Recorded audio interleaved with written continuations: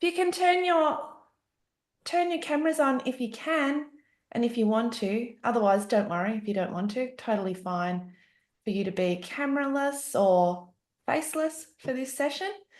Welcome. Thank you all for coming in.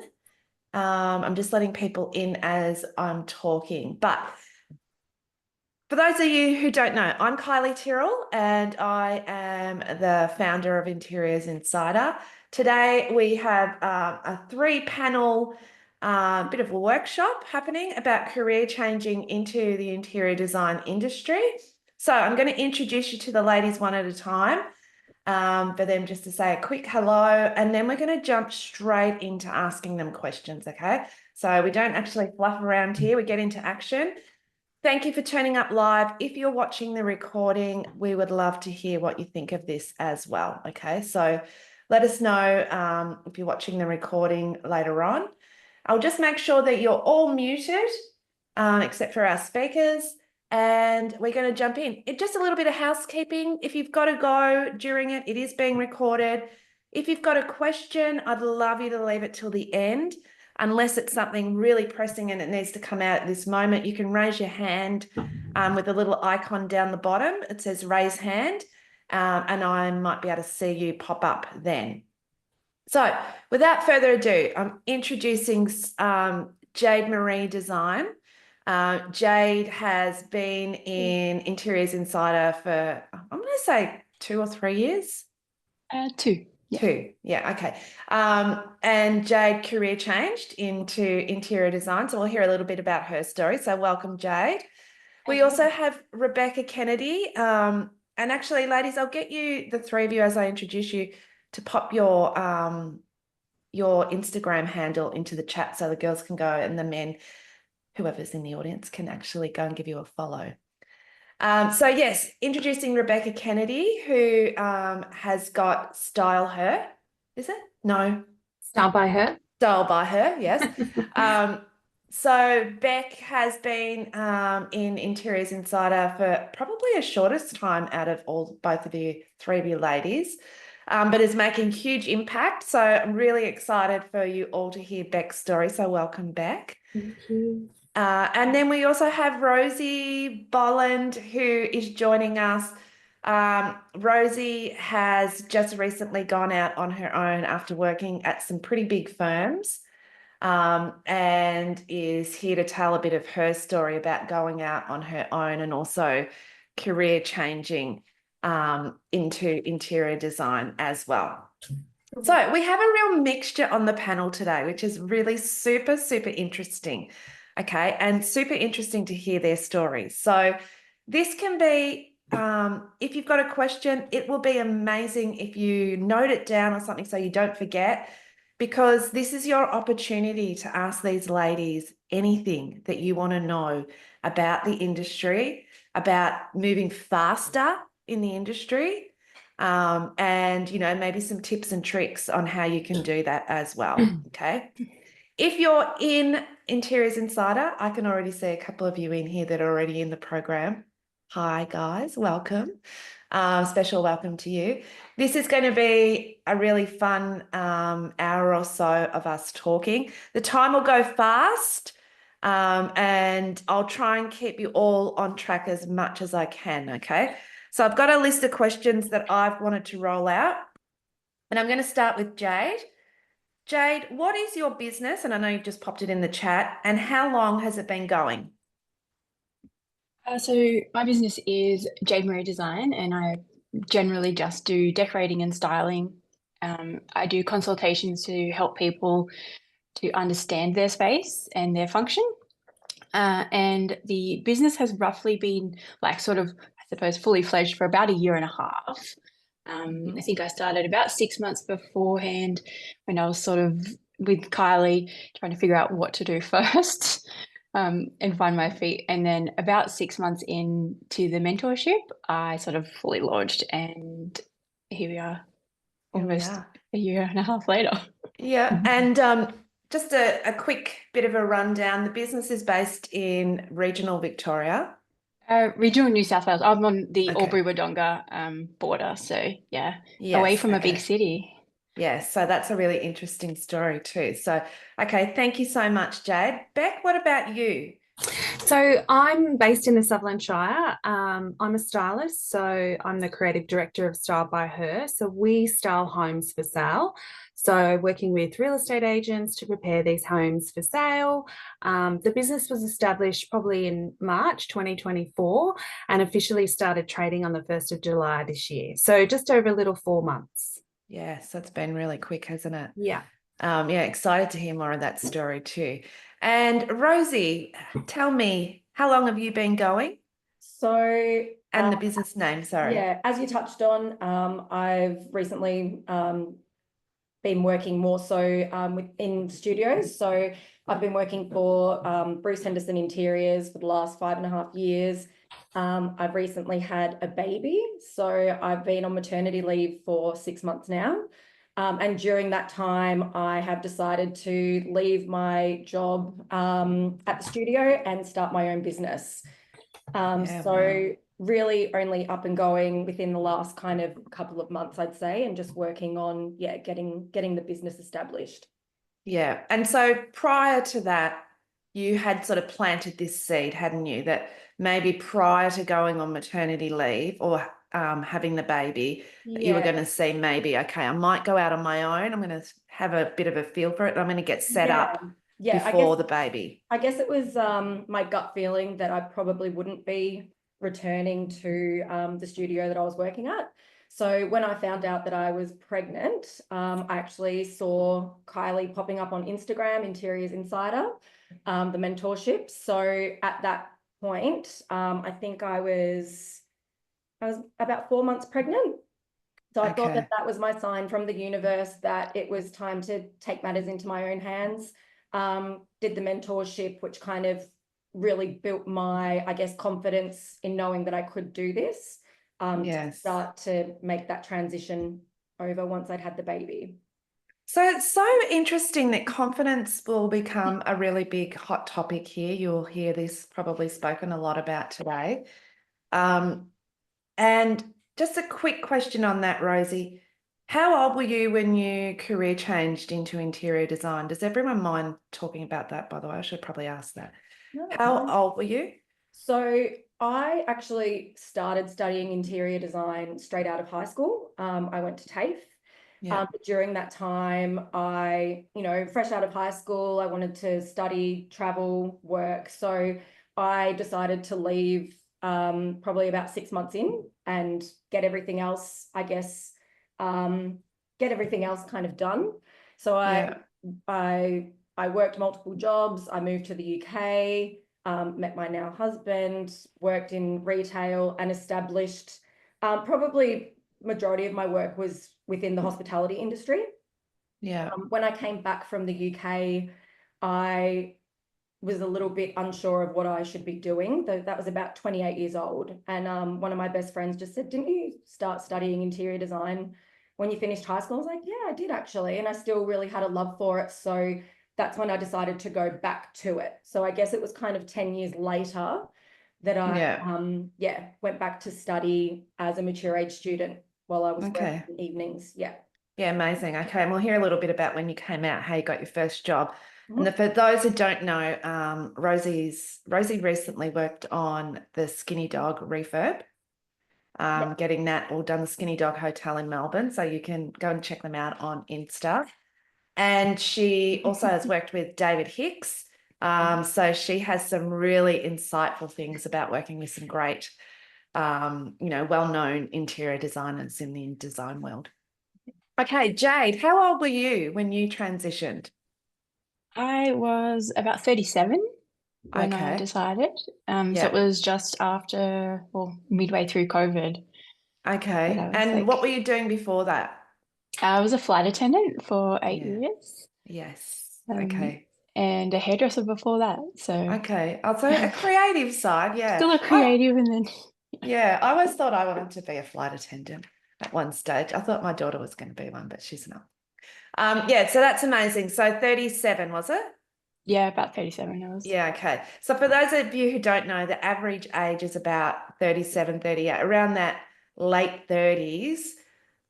that people will career change into the industry. So it's interesting, isn't it? I think I was 39 when I career changed into it. And what about you, Beck? I'm 46 years of age. I made the leap about 18 months ago. So I spent 20 years in the property finance industry. I realized that I wanted to use my expertise in a bit more of a creative way. So transitioning into property styling was really a perfect opportunity for me to blend both of those experiences. Yeah. So yeah. Yeah. And what made you make the leap? Like, you thought about it. What was the thing that made you leap into the industry? I think for me, I wanted more of a more than just a desk job. I craved the opportunity to just make a tangible difference in spaces rather than on paper for customers. So Yeah. I just knew that I would make a huge difference. I know a lot about property, and I just wanted to combine my creative side as well as the business side. Yeah. And have you, all three of you, all been creative? Because I mean, for me, I was always had that creative juices flowing, whether it was making quilts, sewing, painting. It was always so, like my mother was a florist. Like there was always creative things happening. So can you see that in all of you, that there was some sort of creative thing happening in your life, maybe even as a girl, like growing up and yeah, the like? Absolutely. Yeah. So what made you take the leap, Jade? I suppose COVID also had an impact in that. And knowing that I was capable of a lot more than being a flight attendant, I suppose. I mean, being a flight attendant is a huge responsibility. I was a single flight attendant, so I looked after 34 people, Yeah. which was, I suppose, yeah, something that you do, you learn how to make the airplane your own and make everyone safe and comfortable. And I just realized that I really loved that nurturing feeling of helping people love the space, even though a lot of people hate flying. Yes. I could still So see true. it, and I just was like, I need to do something more than just this. Yeah. Yeah, that's amazing. And were you scared? Like you were in COVID, were you scared to take the leap? Like what were the feelings coming up when you were thinking about taking that leap? Can you remember? There was everything going on. My husband is a pilot and we work for the same company. So we were both stood down, and that was a pretty big wake up call of like, that's his career. He loves flying. And I was ready for a change, but it was Yeah. sort of like, what do I do? How do I get into it? Where do I start? Is there even a market for me? And Yeah. all of those things kind of blew out. But at the end of the day, I knew deep down that it was going to happen. Yeah. And you went to design school? I went to the design school, yes. Yes. All And online. yeah, and studied there and then came out of that and thought, wow, how do I make this into a job, I'm gathering? How do I make this into a paying job doing what I love? Which is the big thing. Exactly. Because one of the big things that, just before we get to Rosie, one of the big things that I see along the way is the fear of actually stepping into the career of interior design, but not just interior design. I'm sure it's any career change, but the fear of, that imposter syndrome. What if I can't do this? What if I'm not good enough? What if this creative side of me is just me thinking that I can do this and that I really, it's going to be a total flop. The other big thing that I see is designers coming out of design school and just freezing. And that was one of the really big motivators for me, because so many women invest in themselves. They want to do this, but just never do anything. And I'd just like to touch on that with you a little bit, Jade. Out of all the women that you went to design school with, that you met online, are all of them practicing in a business? No, so I think we had 21 graduate, and I believe there is 3 of us that has moved forward into their own business or working in the industry. Almost all of them have decided to just go back to their old jobs. Yeah, and why do you think that is? I think it's a multitude of reasons, like, and it depends where you are in your life. If you've got young children, trying to give a new business is a lot of work. It's not easy. And just trying to find the balance. And I think they just sort of got scared off a little bit. Some of them probably did. Yeah. They also didn't probably have enough connections or want to make the connections in the industry. Putting yourself out there is daunting and hard, and going up to It's someone and saying, uncomfortable, right? it's so uncomfortable, but Yeah. the more you do it, the more you realize people aren't as scary as you might think. The easier it sort of gets. Yeah, I'm really interested in that stat that, I think a lot of women think if they go to design school that they'll be ready and they'll come out and they're ready to go into working for themselves. And there is so much that you do not learn in design school, and you're not supposed to learn it either. So I'm not saying don't go to design school, because I think it's amazing if you do. And I think the more we know, the better. But design school will give you the foundations of design, not the foundations of how to run a business. And together, that is where the magic happens, because that's the biggest gap that I see. You can be extremely talented. You can win all the design awards and feature in magazines and whatever. But if you cannot actually run a profitable business and step into that personal branding that you need to do to run a business, your business will never get off the ground. And I guess that for me is a huge gap that I've seen, and particularly why Interiors Insider exists, because I'd have all these women going, but I've done design school. Why can't I just start this business? And I've created my Instagram page, but there's no clients coming.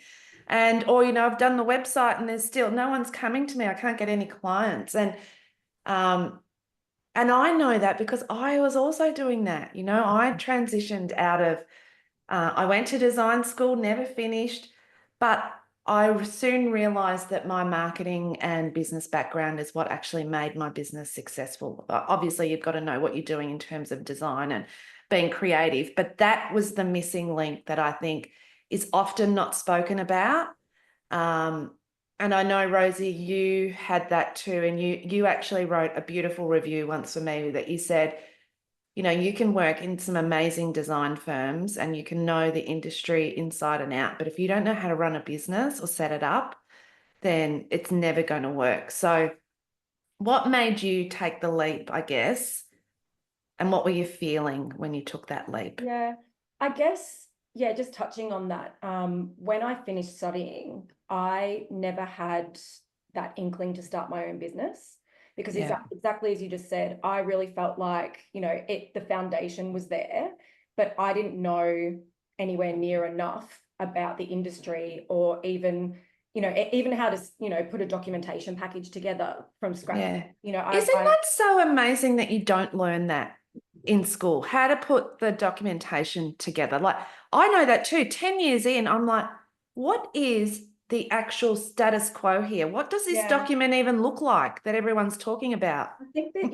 you're learning all those separate little bits and pieces, but then bringing it all together from concept through documentation through to completion. I really felt that I needed to work within the industry and learn as much as I could from, the likes of, David Hicks, working at BHI for 5 years and seeing the way that the business side of things is being run.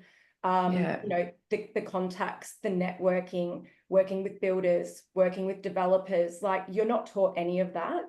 I do think that being a career change interior designer, I was able to really delve on my past in hospitality, the people that I'd met, hone in on those people, harass people. Oh, you're a builder, you work in construction. Do you know anyone that's looking for an interior designer? Like, it's really, I guess, you've got to take from your past to help you build on your career in interior as well, because it's not just being an interior designer.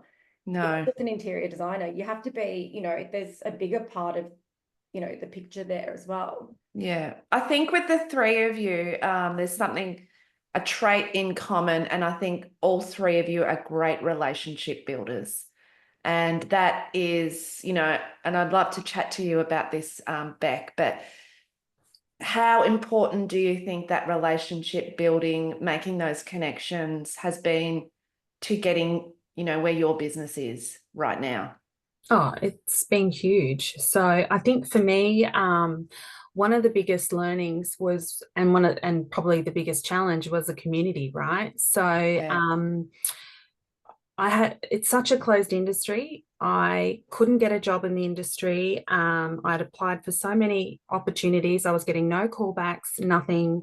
It sort of breaks my heart when I hear that. Like, that's so true though, isn't it? You just can't get your foot in the door. Yeah, and it was really challenging. So once I found the community, everything changed. So I decided that I would set up my business.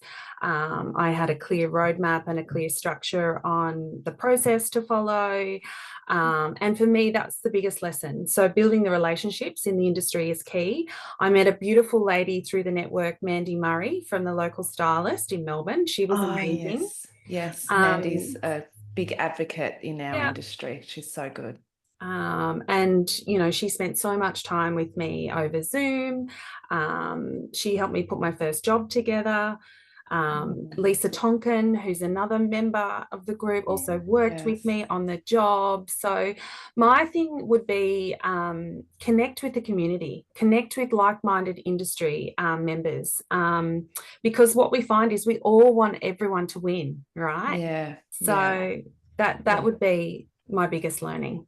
Yeah. And I think the other thing that I see is people are reluctant to come into communities because, well, some aren't and some are, because they're scared that, you know, oh, I'm going to be exposed to people knowing that I actually don't know a lot about the back end of the business. But if you're all listening to this, take this in. Some big known designers in our industry do not know the back end of their businesses either. Okay. It is a lot of smoke and mirrors. And yeah, I want you to know that it's okay not to know that stuff because nobody teaches you that stuff. And it's okay to ask for help. And it, as you said, Beck, it's so uncommon to have this help available. Like it is a closed industry. And I was only talking to someone really well known within our industry yesterday. And she said, I don't know how you feel about this, Kylie. She said, I feel in some ways it's really changing and we're more open. And then in other ways, I go to interior design events and I still feel like we don't, you know, mix together and there's really this hierarchical. And I said, yes, 14 years in, I still feel that as well.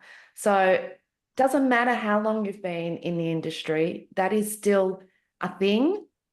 I don't know why it happens. I don't know. I actually don't know. But all I know is there's a space out there where it doesn't have to be like that. And as Beck said, our purpose here is to say that there is help available and get yourself amongst it. Get in with people who are achieving and doing stuff because that is so important, isn't it? I want to ask Beck, you jumped in later in life, you jumped into this career, you did some amazing things to start. And one of those big things was, you know, this is going to work and I'm investing in this. And you invested quite a bit of money. Yeah. So tell me about that thinking and why you did that and how it happened. So I think the biggest issue for me was I knew, well, I didn't have a portfolio and but I knew I had the capability. So I actually invested in securing a site, securing a little Airbnb studio, put some beautiful looks together, got a photographer, and then started taking the photos and showcasing that capability on Instagram. So yes. How smart, everyone listening, how smart is that? And go and check out Beck on social media, you'll see it. Yeah, sorry, keep going. Yeah. So look, I know that path's not for everyone. I felt privileged that I could fund that, but that's what worked for me, and that really kickstarted the process. I was able to build credibility with real estate agents. I looked like I was an established business. So that's what worked for me. Yeah. And you decided to invest, and let's get real here. No, you cannot start this business without investing these days. You actually have to invest. The very basic, have to have a great Instagram account, a basic website to start with, but also headshots are so important. Photography is so important. Yeah, I know that was going to come up, Sarah. How much did Beck invest? And I've asked her many times about this to talk about it. So if you're happy to share, Beck, what you invested as your startup or So that roundabout. Yeah, so that look, for me, the visual imagery was important. So I got the best photographer I could afford at the time. She was like $1,200 the unfold for 2 hours.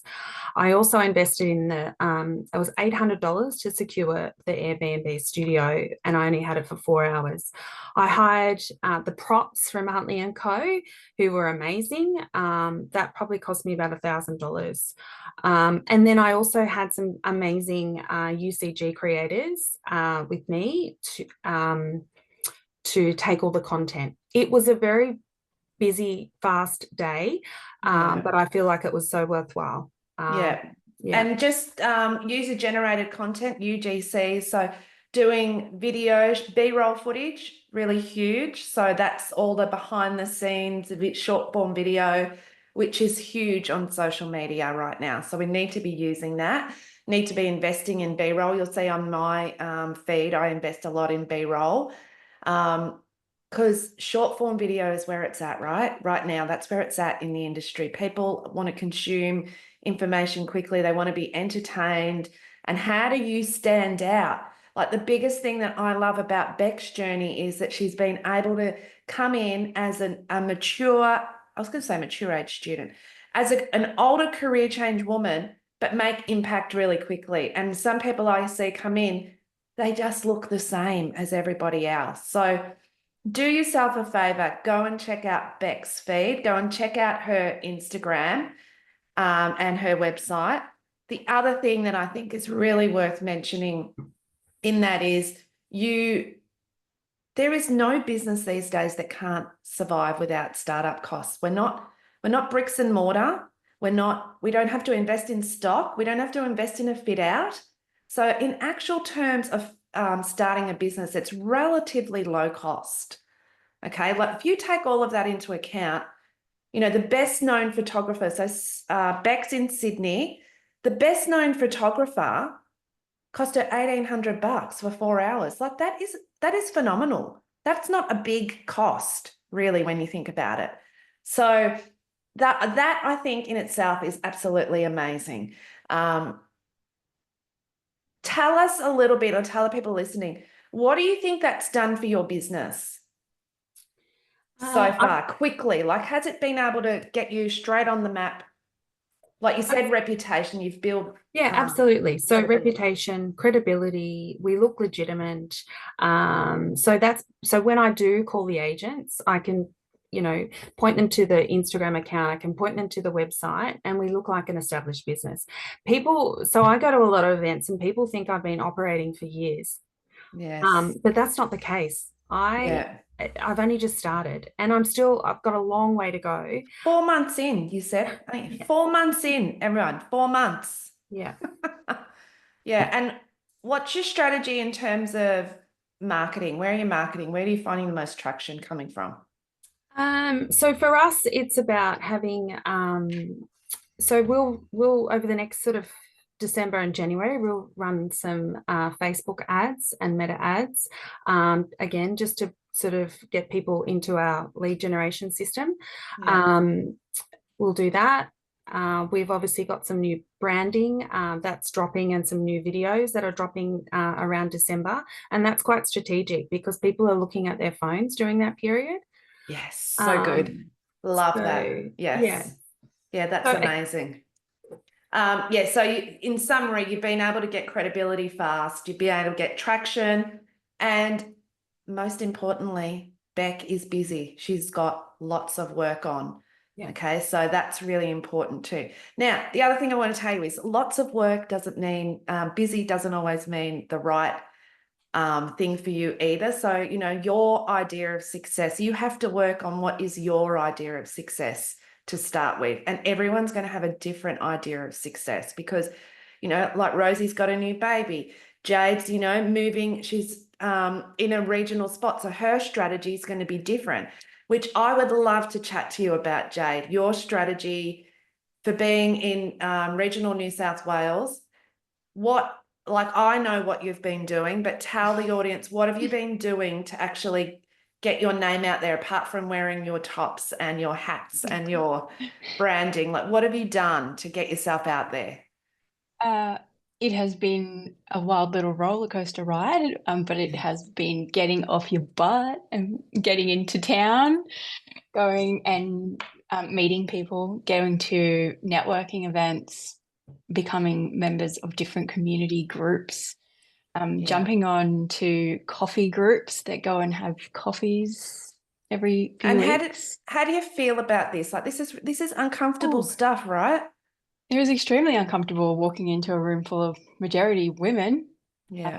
who That you don't know. You don't know that you do. I didn't grow up here, Yeah. so there's no other connection other than I live here. Yeah. So that was really hard to get over, just walking in the door. But Yeah. once I walked in the door and I met some people, and I've really been able to sort of find the networking, I suppose, like the hub, a couple of the key players who will introduce you to someone that might be interested in your work, or just the genuine conversation. Oh, I really love this and this in town. Oh, that person will need help in 12 months because they've bought this building. And just that general, like, excitement that women do have in regional towns has actually been really, really surprising. Yeah. And one of the biggest things I know that you've done is show up on stories. You speak to camera, and I want to just unpack that a little bit and talk about how that's changed your business. What has that done for you? Oh, just do it. Just do it. Because Yes, okay. people, or I was just gonna say, people just feel like they know you. Yeah. They get to learn your quirks, and like a lot of people in town know I like coffee, and so And they'll flowers see and your and garden. flowers in my garden. So Yeah. there's always something else to talk about. Like, we've had a really cold spring, so no one has flowers until very, very, like, this last week. So it's been really fun to go down into town and grab your coffee and walk past the same few people, or sit on a park bench. And if I have my clothing on, a lot of people will stop and say, "Oh, what do you do?" Or so it's been fun. That's amazing. And in terms of building the business, like how you've pivoted a little bit recently, but what have you found? Like, is it just through trial and error? Is it through conversations? How have you got to where you're sitting right now? It would definitely be a mixture of the conversations and the trial and error. Speaking to those key players who sort of have been in the business world around here for many years, and knowing what kind of businesses would get on board with me helping them. So that has been a big pivot for me. And I'm really, really happy that I was able to have some conversations, some, like, very serious ones, really, like, don't waste your time, Jade. Don't do this, don't do that. But we encourage you to do this. So I've been very, very lucky with some of the relationships I've made. Yeah. And if someone's out there thinking, where do I start with this relationship? What was one of the first things you did to relationship build? Like, what did you do? On my stories, I put it out there. If anyone in Albury wants to have a coffee, my shout. And so a few people are like, "Oh, I'd love to meet you." And because I have the conversation on stories with myself, people just feel like they're a bit easier to chat to, because you're not just a dark horse on Instagram, I suppose. And definitely going to the networking events. And if I felt like a connection with someone, I said to them, "Would you like to have a coffee next week? Would you like to do something next week? I really want to learn more about you." And I find that has been a big change, a big game changer. Yeah. And I think one of the other things with you, and you probably don't even realize that you just said this, was that you really focused on doing homes, and now your focus I can see, has shifted to doing businesses, fitting out businesses. So your niche, as you're establishing your contacts and getting to know your local community, you're niching more and more. And has that been some of the conversations that you've gotten out of the local community? Like, this is where I'd hit getting Yeah. into business and Absolutely. yeah. There's definitely that slower jumping on board, I suppose, You in need to regional warm them towns. up a You lot do have to. more. It takes a lot longer. Yeah, that To trust. gain trust a lot longer. Yeah. Yeah, it's so interesting, isn't it?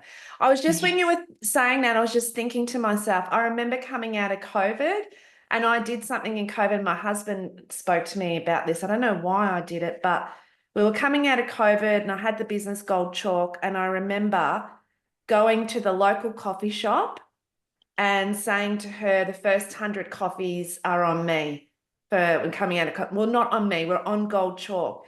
The amount of community that came back to me and like that they went to pay, and obviously the coffee people would say, oh, Gold Chalk has paid for that coffee this morning.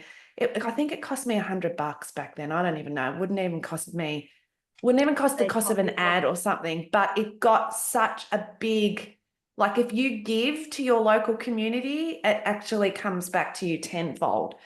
And I feel like you're doing that in your local community, which has been so beautiful. And I've seen you turning up to art galleries and then filming that and putting it onto your feed that say, hey, I'm out here, look at me, I'm actually doing something, trying to get to know the local community, which I think is so beautiful. So in saying that, let's move on to you, Rosie. Tell me something about your biggest block when you were trying to move to your own business. Like, what was the biggest block coming up that you were like, I don't know if I can do this. Yeah. I don't know. What is it that Yeah, look, came I up? guess for me personally, it's probably a little bit different because I was working for a studio that I had been with for quite a while. Yeah. And as we know, projects, especially in multi-res, they can take years from concept to completion. So for me, it was really hard to let go of some projects that I had put my heart and soul into 3.5 years ago that maybe are only just in that construction phase now or nearing completion.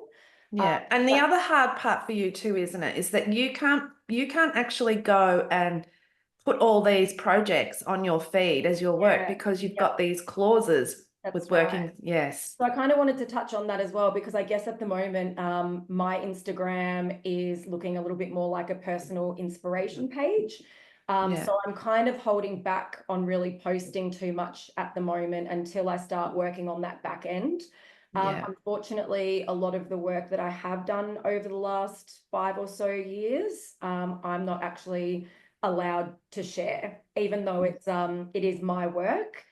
The studio owns the rights to my work. So that's been really tricky for me in terms of being able to really market myself.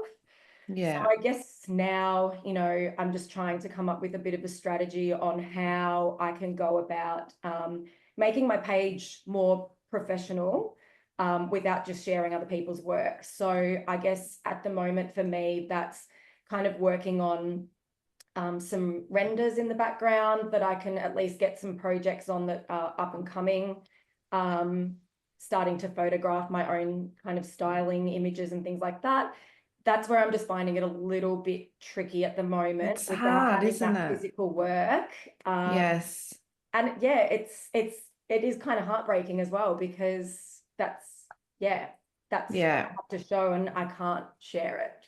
Yeah. I think a bit of a fast track there is definitely the personal branding, as in get some headshots done, a bit like what Beck spoke about, get some imagery of you happening, so that you can sort of use that. But yes, you've got some phenomenal projects. And I guess one of the biggest things when I chat to you that comes out is that you have so much knowledge in this industry, so much knowledge.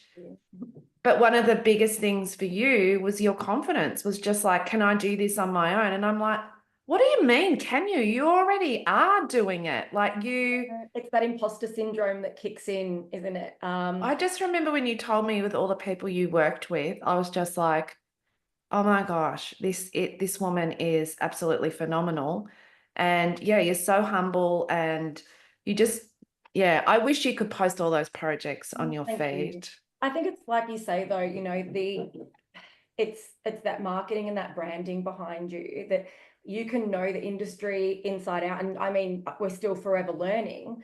But if you don't have kind of that marketability behind you, you know, I'm working with a branding company at the moment, trying to get my logo. I'm, you know, so indecisive and trying to really finesse the way that you want to be perceived in the industry as well. I think that's really important because, Yes. you know, like I don't want to look like I'm just sitting in my kitchen. Yeah, and you don't want to look like Yeah. you're starting because you've worked with some Not. really big names, right? So they're going to be Yeah. looking at you as well. Yeah, so I guess that's where we've got to really, you know, hone in on the networking and the people that we know, and the people that I've met along the way are going to be the people that help me to progress. Reaching out to those developers that I've worked with and so forth. I think that's going to be a big stepping stone for me. I probably underestimated how much spare time I would have with a 6-month-old as well. Yes, So I'm you not don't gonna have a lie. lot. I'm not going to lie. Things are, you know, probably a little bit more on hold at the moment. Just so I And you know, can that focus on Frankie as well. that's a beautiful thing, right? Because that's what I absolutely love about this industry. We can expand and contract when we need to based on what personal circumstances are going on in our lives. Like, you know, I think when you look at what is your idea of success for everyone, you have to actually be realistic in what amount of time you have available. Yeah. And, you know, if you're younger and you're a new mum, you're going to have less time. And I remember for me, I wanted to be a magazine stylist. I wanted to do that with all my heart and soul. I loved mood boards, and that was where I wanted to go. But guess what? That was a 7 till 7 job, 7 a.m. till 7 p.m. at least. And I knew with 3 young kids, I wasn't going to be out of the house at 7 a.m. to get home at 7 p.m. Just wasn't going to work with my lifestyle. So I had to adjust and be realistic to what time I had, and I knew that I had 9 till 3. So I had to. Yeah, the biggest motivator for me as well. You know, I was involved in fee proposals where I was working as well. So I know how much I'm worth. I know how much I'm charged out at hourly. So I know how much. And you knew how much they were getting in for the job and how much you were charged out at. Correct. So I know how much I can potentially earn out on my own, but I also know that I can do it.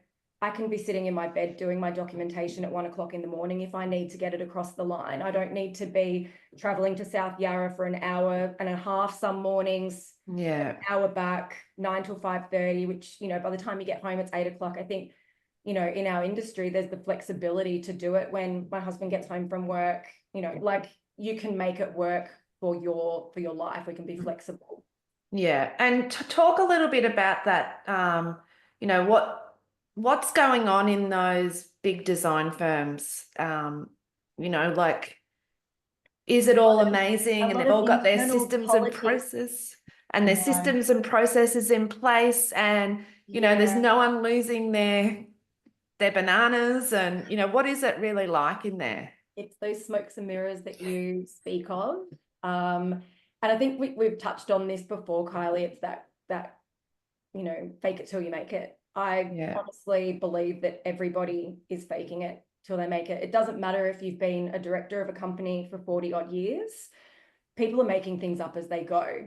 And I think but that's such a big thing to say. Yeah. And I truly believe that as well. Like, I've interviewed some really amazing designers and asked them what is their marketing strategy, and them just looking at me blankly as if to say, there is no strategy. Yeah.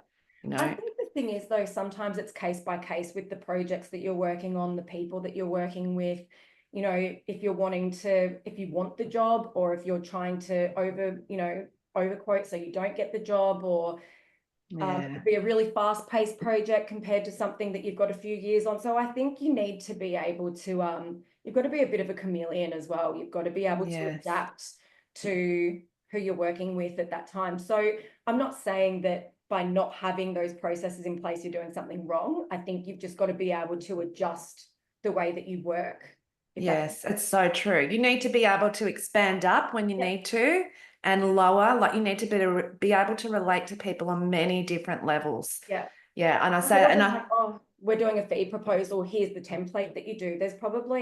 You're probably starting one from scratch every time, or you're using 10 different fee proposals and taking what you need out of it to, again, to be adaptable to that particular project. So yeah. it's tricky. Tell me about the relationship building and what's happened there, like how important that's been and what's been the benefit of that. So I think I'm a true believer you really need to lean on, the people that you meet within the industry in terms of even just suppliers, for example. Like, we can't be the best at every element of a project. So for example, it's and knowing how many hours to put into things as well, I suppose, where you can kind of say, hey, Steve from S Lighting, I need to put lighting together. I'm thinking about doing downlights, or what's your best strategy for the lighting in this project? Here's the plans. Can you put something together for me? So something might take me 3 or 4 days to put together. You've got to learn that you can palm things off to people as well. Yes. And them to do the work for you. Yes. I found that to be, that's one thing that I've really learned to do, is delegate. Yeah. And how do these big firms get projects? Like, how do they get these jobs? How do they? Look, I guess a lot of the bigger projects are return clients. They've been around for such a long time that they are kind of, we're working with 5 directors who all have their own clients. They're still going out and pitching for jobs as well. So they're not always getting the projects. Yeah. But yeah, I'd say return clients would be the main one. Yeah. Okay. Yeah. Going back, and it has to be relationships as well, right? Like, the 100%. relationships they're building is really important. Yeah, that's right. Okay, a quick question, or not a quick question, a question for you all. What's your biggest challenge? We'll start with you, Beck. Your biggest challenge in running your business right now? I think just trying to juggle it all. Yeah. I'm Wearing all the hats. Absolutely. So as a stylist, there's so much going on. It's just balancing the creative side as well as being the CEO of the company. So managing relationships with real estate agents, customers, and just the day-to-day logistics of running a business, coordinating all the bump ins, the bump outs. You've already got all the lingo happening. I can already see it. I think one of the big, if I had to actually pinpoint what's been a really nice thing to see about your success, is that you have come into this with the CEO mindset. A lot of people come into business with the doing. I'm the worker here, which you are. But you've got to have that, you've got to be able to rise above and have that CEO mindset to make the business work, and have that top level decision making, knowing what's important to work on when. And I feel like you're doing that. You haven't just come in and, because a lot of people I will work with, I'm like, I've got to get you to the next level. I need you to lift. And I'd say, is that your past career, maybe like working with that type of people too? Yeah, I think so. So I used to run a $300 million business at Westpac. Oh my God. So in property finance, right? So, and it was mainly male dominated. Yes. So, I've used all of that commercial acumen and now applying it to running the day-to-day business of the styling. Yeah. So I think that's helped. It's put me in good stead just on the commercial acumen side. But I will tell you, I've never worked as a junior stylist, or I couldn't get a job. So I've had to learn all of those things just on the fly. Yeah. And how did you learn them? What do you do? Just, yes, I can do it, and do it. Absolutely. So I never say no. So if I have, you just do it, you wing it. The other thing is the sense of community, right? So because I'm part of this beautiful community, I can leverage off the skills of others, and everyone wants to help. So, Yeah, as I so mentioned true. before, so Lisa Tonkin, she Yeah. sort of gave me the plan on how this is going to work on day one. As soon as that van opens, this is what we need to do. Yeah. So So tell us a bit how you met Lisa. Where was Lisa? So Lisa was part of the Interior Insider membership. I Yeah. landed my first job and then went, oh my God, how am I actually going to deliver this? I've got no idea what I'm doing. Which is so amazing, right? Everyone listening, this is actually what happens. Yeah. This is what happened to me in my first job. The agent said, "You've got this job." I said, "Okay," and I was just like, "Oh shit! Now I better work out how to do this." And so what? I think So we I put jumped online. I actually just jumped online into the and group on the Facebook group. yeah, onto the Facebook group and said, hey, I've got this job. Anyone available to help? And then you jumped in and said, what about Lisa? And then we were on the phone within an hour of posting that job. Yeah. Now the ironic thing about that is that, and like a day or two before that, Lisa sent me a message and she said, such and such, my circumstances have changed. I need some work. Do you know anyone in the community that needs some work, needs some help? And I'm like, oh, let me have a little bit think about this. And then you popped on with that, and then boom. And then I'm like, I cannot tell you the amount of matches made in heaven. It actually gives me goosebumps that I've made with between community members who have now become, there's one in the group, like I have my BFF, my work BFF in the group, which is Sharon Parker. And I know Mary and Julie are BFFs. And it's just beautiful what happens in there, isn't it? It's just, yeah, so amazing. And if you don't want a BFF, you don't have to have one.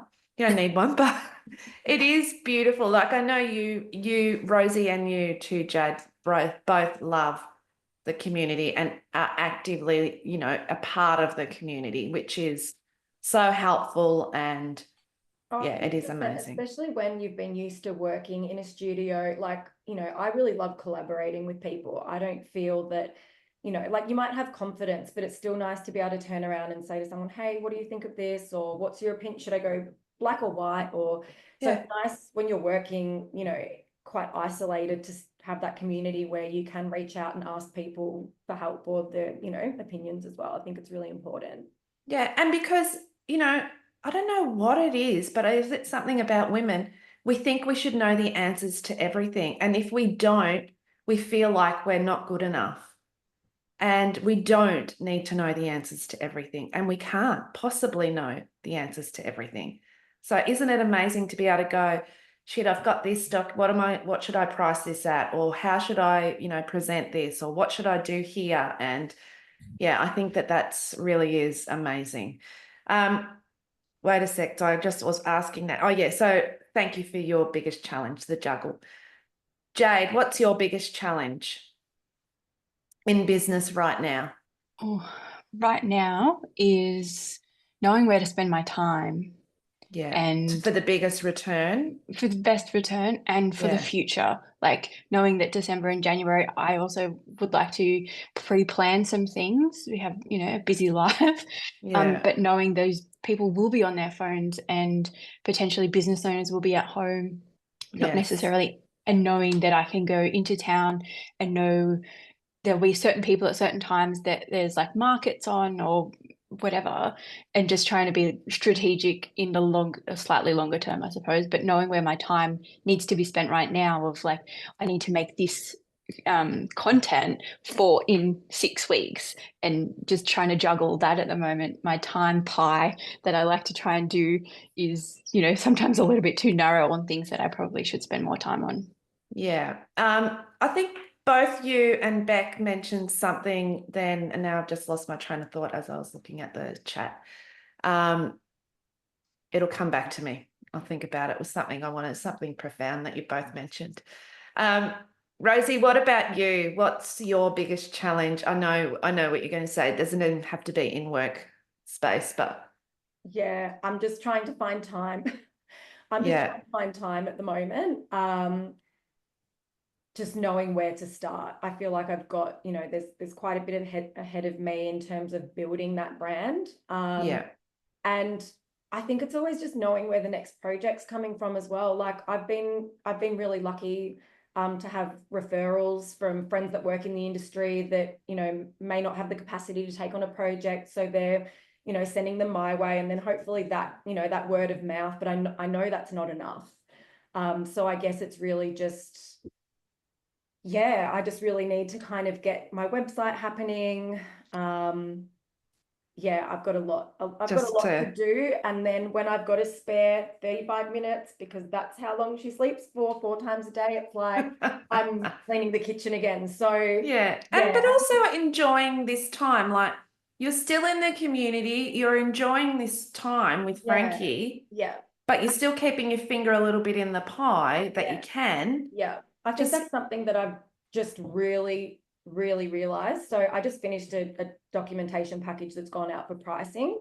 Yeah, And the stress of putting that together with, well, she was a, you know, 4 or 5 month old at the time, getting the help with her or popping her down on the floor or just constantly feeling stressed by it, I've Yeah. realized that there's not really a rush at the moment. I really just, now that I can put that one aside, I will get things up and going. It doesn't have to be tomorrow. It will happen. Yes. I just have Yeah. to be a little bit more patient and just really, yeah, enjoy the now. yeah, But just listening to, you know, the other ladies on the panel, I think I'm really inspired by them as well, and getting myself out there, getting out into the community, catching up, you know, catching up for coffees and so forth. So I think I've got to be a little bit kind to myself as well. Yes. Yeah. And I think you know, you're right, you are the sum of the 5 people you hang around with. I always say that it's you make sure that you're with the movers and the shakers if that's what you want to be, because there's no faster way to success than to be in that company of people succeeding, because they motivate you, they show you the way, and you get little tips. Like that's what I was going to say before. I noticed both Beck and Jade said something that I bang into the community all the time, is from now until the end of Jan, people are on their phones. You know, they're about to go into holiday season. They're on the phones. There is such a thing as marketing lag that we all don't really understand. But, you know, I drive into the community. If you want business in February, we do the work now. Okay. And it is so important to even know that. Like you know, people will say to me, oh, I'll start next year. And I'm like, don't start next year. Start now and do the work now and get ready. You'll be ready to hit the road running next year. And you just think about it. You spend a lot of time on holidays, on the beach, scrolling on your phones. If you're top of mind, if you're actually making the most of that as a designer, you're actually making sure you're on the feed and that it's you that's popping up. You're the one that they're going to reach out to when they need somebody. So yeah, I think it was really interesting to hear that from both of you. What I do say does actually resonate. Okay, so I'm just referring to my notes here. I'd love to finish up with 3 last questions for each of you. What's ahead for all of you? What's your fastest recommendation for growth? And what's been the biggest impact for growth? And I'll start with you, Jade. What's ahead? What's ahead? Ahead is doing more of what I love, realizing Yes. that there are certain things that I do not like, and I am not trying to get those clients, and that's okay. It's so funny you say that, isn't it? Because, you know, some people won't want to do a 90-minute consult. Some people won't want to do furniture. And I'm like, don't advertise it. Don't do it. Yeah. It's So, okay. yeah, and it's okay. So that's amazing. Yes. Okay. So doing more of what you love. What's your recommendation for fastest way of growth? Oh, Instagram out there, just I think I would write down a list, and every week I would make sure I reached out to a certain amount of people in my local community via DM. I would comment on posts. I would invite 5 people to a coffee. I just had those really Tangible random tick. numbers, but I was just be like, tick them off, and that has definitely made things grow very quickly. Oh, that's amazing. And biggest impact for growth? Oh, for me, my branding shoot. Yeah, People it are was loving your my luck. photos. It's like I didn't think, like you don't Yeah. realize that. Fastest way to turn But- around your business if you've been in a slump or you're stagnant or you're starting off, get a branding shoot done. Just get yourself out there. Really has quite a big impact. I always say if someone's feeling stuck, new photos, new branding shoot. 100% fresh photos. Yeah. All right, Rosie, you're all right to Yeah, sorry. Yes, that's all right. Not a problem. If you need to go after these 3 questions, you tell me to. What's ahead? I'm probably repeating myself, but it's just working on the foundations of the business, building on my website, getting myself out there in the community. I do have a list of people that I need to reach out to, but I'm waiting for the right time within my life. Yes, get that going. and that is So- so good to hear too, because there's Yeah. no rush. We're in no race. Yes. We're yeah, doing it on our timeline. Yeah, That's which is right. so good. Yeah. Fastest way for growth, you probably Look, might I not. can see that it's just consistency. Like I know Yes. that if I do kind of have a few days where I've even just shared some stories or posted a reel, I instantly gain those few followers. And then it's when Yeah. I realize that that's something that you really got to have the time to just commit to. The hard work, you've got to really live, breathe, eat.